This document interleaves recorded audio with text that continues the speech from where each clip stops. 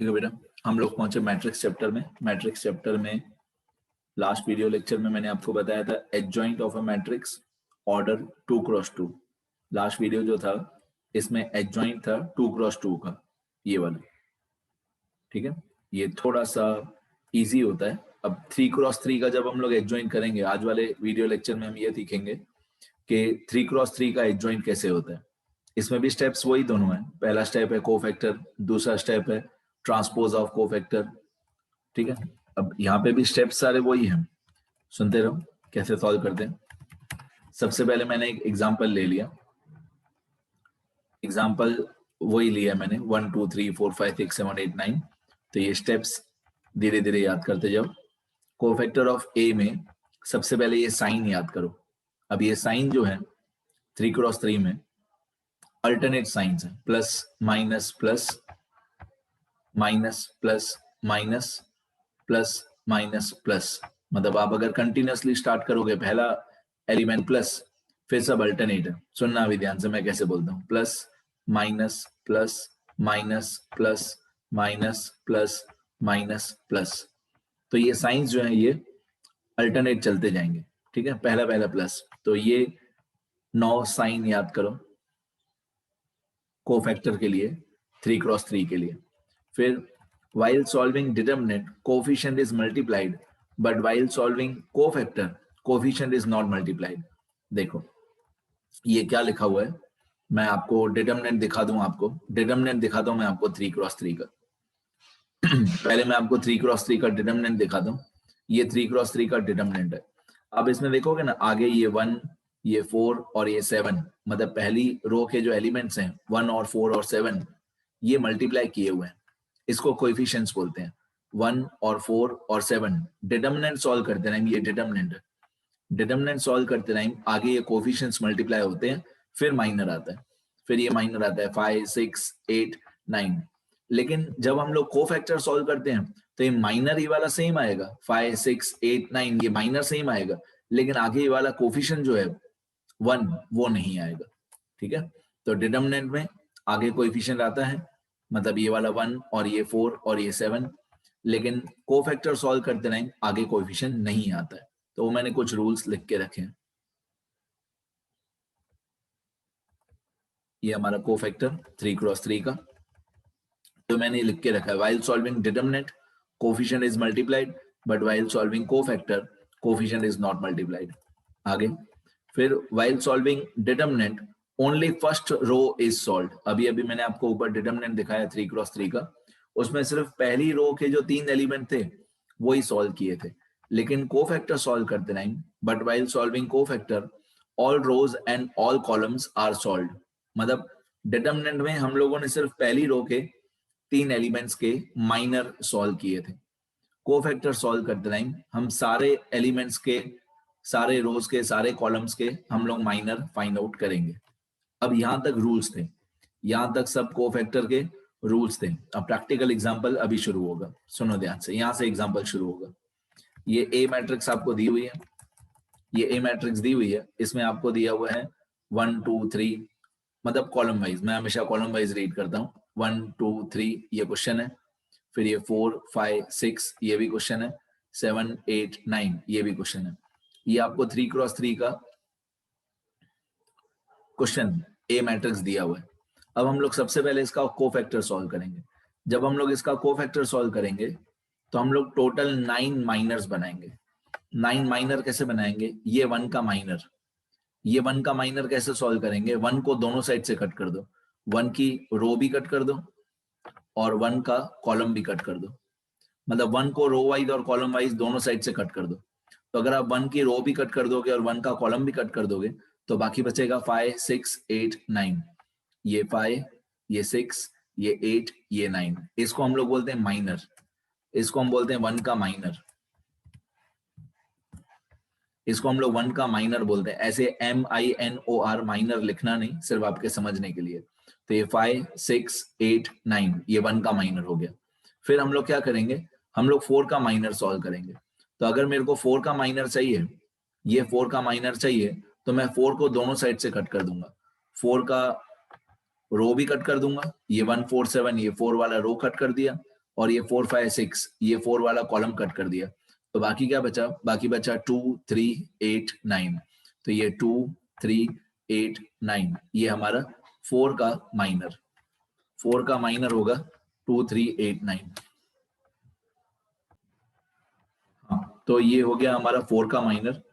4 का माइनर होगा 2 3 8 9, ये वाला 2 3 और ये 8 और ये 9।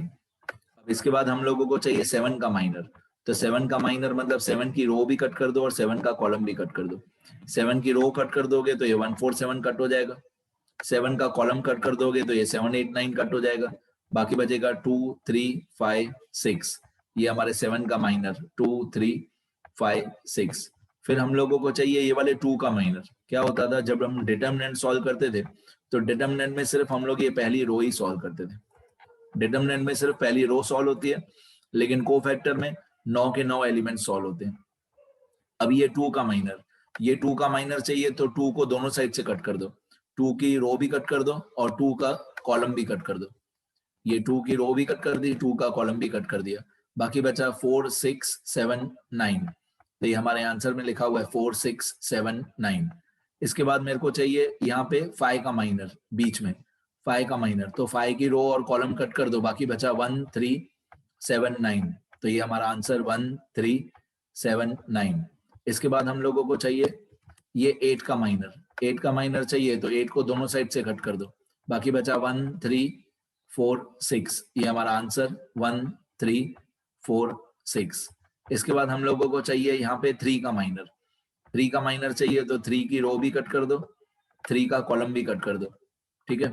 बाकी बचा 4 5 7 8, ये 4 5 7 8।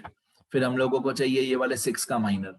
6 का माइनर चाहिए तो 6 की रो और कॉलम कट कर दो, बाकी बचा 1 2 7 8। तो ये हमारा आंसर 1 2 7 8। फिर हम लोगों को चाहिए 9 का माइनर, तो 9 को दोनों साइड से कट कर दो, बाकी बचा 1 2 4 5। तो ये हमारा आंसर 1 2 4 5। अब इसकी साइन होती है जो मैंने पहले ही बताई आपको, plus minus plus minus plus minus plus minus plus, मतलब अल्टरनेट साइन होती है, पहला पहला प्लस फिर सब अल्टरनेट, ठीक है। इसके आगे सॉल्व करने का तरीका बिल्कुल वैसा ही है जैसे डिटर्मिनेंट 2 क्रॉस 2 का सॉल्व किया था। आप ध्यान दो, डिटर्मिनेंट में यहाँ पे आगे 1 के बाद ये जो 1 है, इसके बाद ये यहाँ पे जो प्लस साइन है उसके बाद 1 था, प्लस 1 था डिटर्मिनेंट में, लेकिन कोफैक्टर में ये वाला 1 नहीं आता है। और डिटर्मिनेंट में यहाँ पे माइनस के बाद 4 था, ये वाला 4, तो कोफैक्टर में ये 4 नहीं आता है, ठीक है।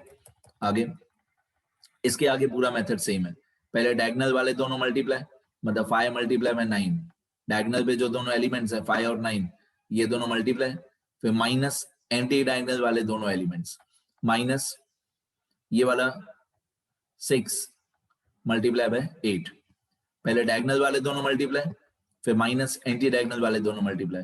तो 5 9 जा 45, माइनस 6 8 जा 48।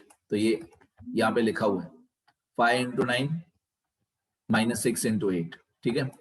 फिर बाहर साइन कौन सी है, बाहर साइन प्लस की है, तो हम लोग यहाँ पे साइन लगाएंगे प्लस की।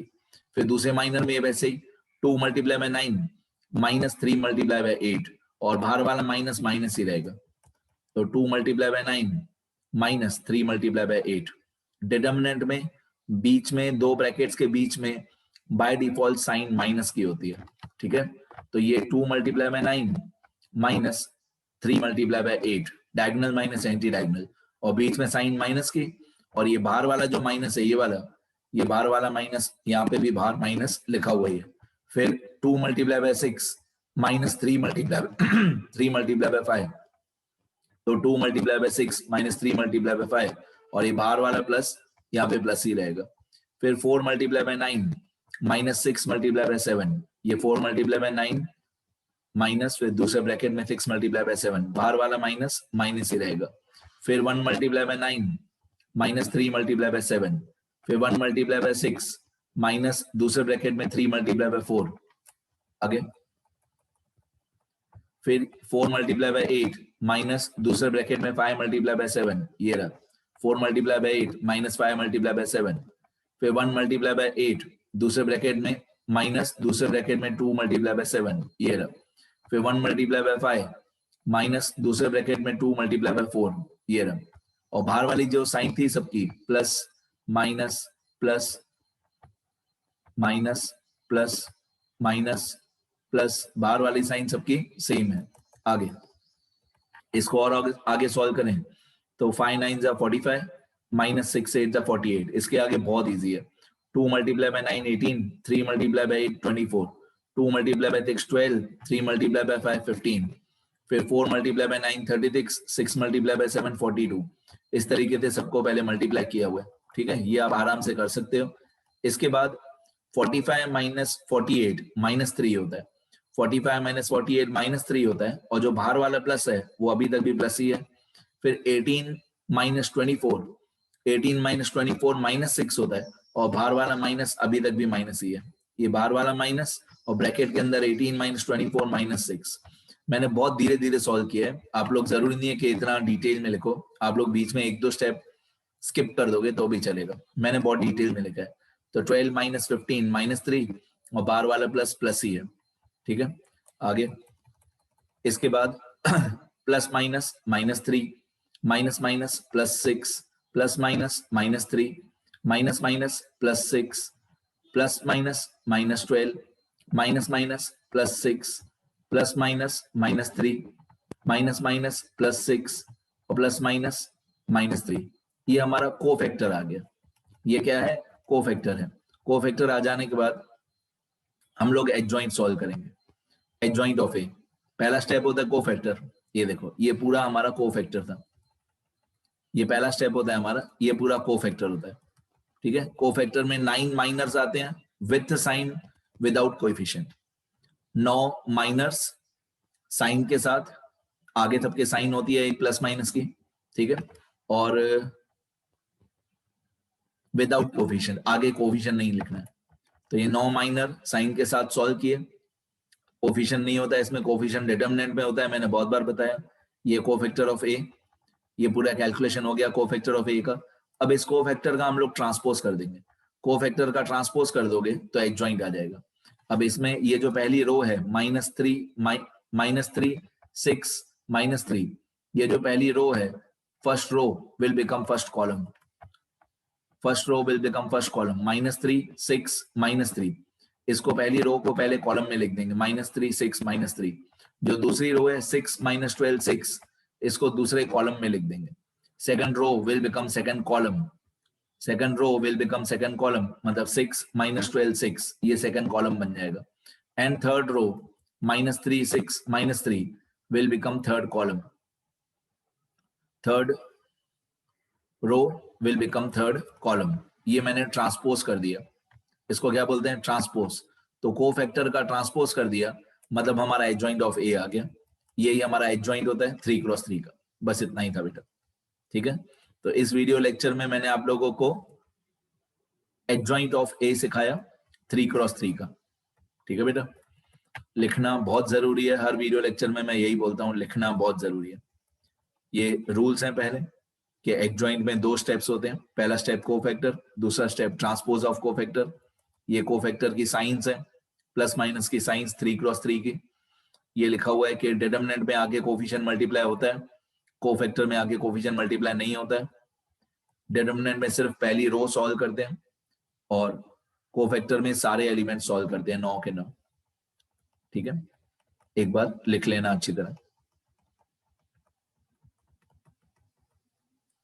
जैसे ब्रैकेट्स वगैरह कैलकुलेशन मैंने लिखी है, सब अच्छी तरह लिखना।